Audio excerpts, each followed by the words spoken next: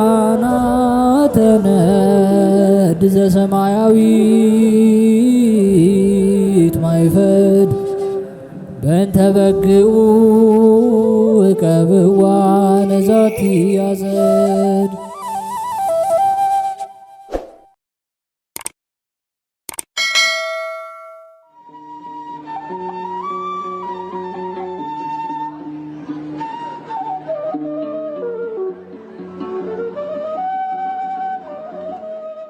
በስመ አብ ወወልድ ወመንፈስ ቅዱስ አሐዱ አምላክ አሜን። ሰላም እንደምን ቆያችሁን ውድ የሊቃናት ሚዲያ ቤተሰቦቻችን፣ አሜን። እግዚአብሔር ስሙ ከዘላለም እስከ ዘላለም የከበረ የተመሰገነ ይሁን። በዛሬ ቪዲዮ ይዘንላችሁ የቀረብነው መጋቢት 26 የሚነበብ ስንክሳር ሲሆን ለዚህ ቁም ነገር አዘል ቻናል አዲስ የሆናችሁ ቻናሉን ሰብስክራይብ በማድረግ እንዲሁም የደወል ምልክቷን በማብራትና ቪዲዮንም ላይክ ሼር በማድረግ ቤተሰብ እንድትሆኑ የአክብሮት ግብዣችንን አቀረብን። ወደ ቪዲዮ እንሂድ። መልካም ጊዜ። መጋቢት 26 የሚነበብ ስንክሳር። ዕረፍታ ለቅድስት ኢዮጵራክስያ። መጋቢት 26 በዚች ቀን የከበረችና የተመሰገነች ድንግሊቱ ኢዮጵራክስያ አረፈች። ይህችም የተቀደሰች ብላቴና የንጉሥ የአኖሪዎስ ዘመዱ ለሆነ በሮሜ ከተማ ከቤተ መንግሥት የአንድ ታላቅ መኮንን ልጅ ናት። የሚሞትበትን ቀን በደረሰ ጊዜ እርሷን ልጁን ለንጉሥ አኖሪዎስ ይጠብቃት ዘንድ አደራ ሰጠው።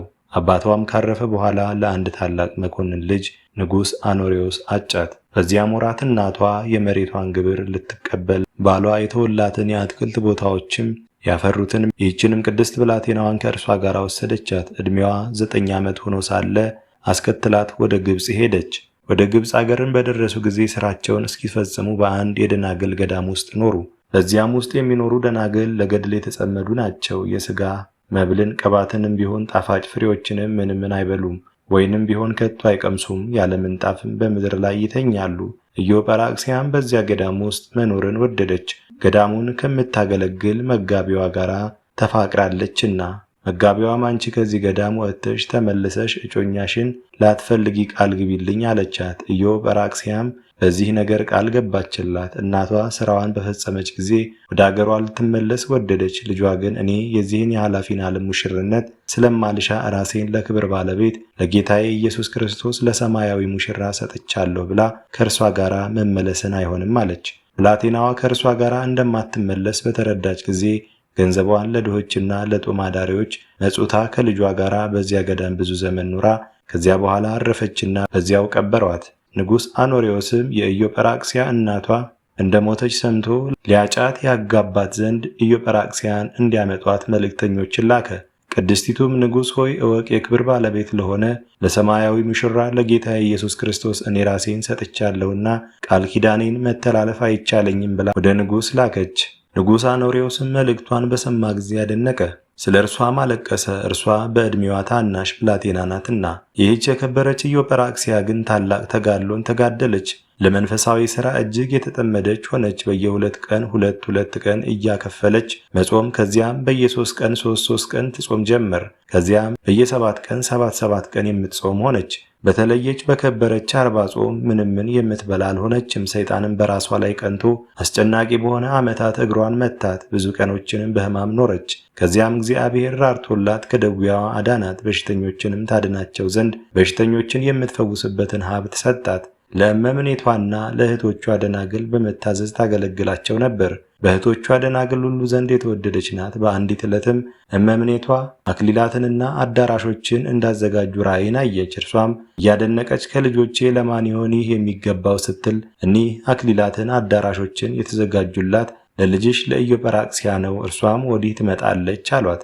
ይህንንም ራእይ ለደናግሎች ነገረቻቸው። እግዚአብሔርም ከዚህ ዓለም መከራ ሊያሳርፋት እስከወደደበት ቀን ለኢዮጵራክስያ እንዳይነግሯት አዘዛቸው። ከዚህ በኋላ በሆድ ሕማም ጥቂት ታመመች። ሁሉም ደናግል ከእመምኔቷ ጋር ወደ እርሷ ተሰበሰቡ።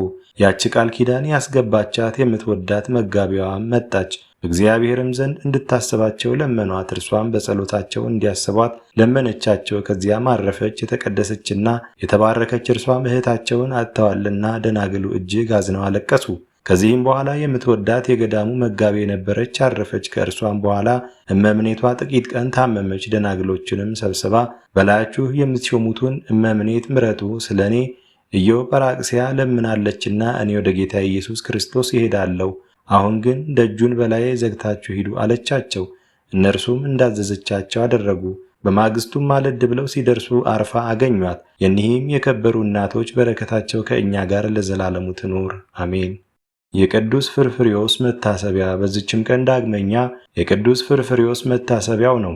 በረከቱ ከእኛ ጋር ለዘላለም ትኑር አሜን። ጸሎተ ሐሙስ ጌታችን የደቀ መዛሙርቱን እግር ያጠበበት። በዚችም ዕለት የክብር ባለቤት ጌታችን የደቀ መዛሙርቱን እግር አጠበ። እንዲህም አላቸው፣ እናንተም ለባልንጀሮቻችሁ እንዲሁ አድርጉ። ደግሞ የሐዲስ ኪዳንን የቁርባን ሥርዓት አሳያቸው። አሁንም በዚህች ዕለት የክብር ባለቤት ጌታችንን ለአይሁድ ይሁዳ አሳልፎ ሰጠው። ነቢያት ትንቢት እንደተናገሩ የሽያጩን ዋጋ 30 ብር ተቀበለ። ይቅርታው ቸርነቱ ከሁላችን የክርስቲያን ወገኖች ጋር ለዘላለሙ ይኑር አሜን። አስጀምሮ ላስፈጸመን ለልዑል እግዚአብሔር ክብር ምስጋና ይሁን መቼም ለዘላለሙ አሜን። ውድ የሊቃናት ሚዲያ ቤተሰቦቻችን መጋቢት 26 የሚነበብ ስንክሳር ወደ እናንተ አቀረብን። ይህን ይመስል ነበር። በቀጣይ በአዲስ ክፍል እስከምንገናኝ ድረስ እግዚአብሔር ቸር ያቆየን። መልካም ጊዜ